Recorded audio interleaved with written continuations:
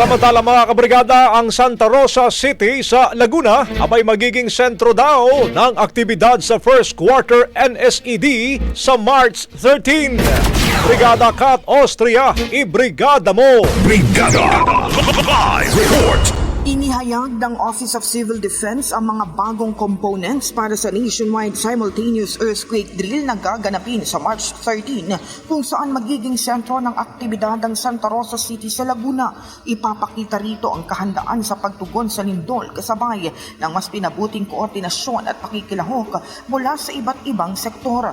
Kabilang sa mga tampok ng drill ang mas malawak na partisipasyon mula sa special education schools, private sector at Armed Forces Reserve Force. Isa rin sa pangunahing bahagi nito ang airlift support ng mga tauhan ng Mimaropa RD RRMC mula Batangas City patungong Santa Rosa City.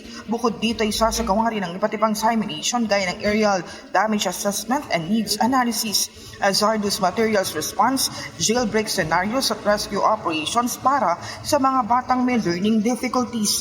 Ayon kay Office of Civil Defense Undersecretary Ariel Nepomuceno, ang mas pinalawak na NSED ay patunay ng mas pinaigting na kooperasyon sa pagitan ng pamahalaan, pribadong sektor at ng komunidad.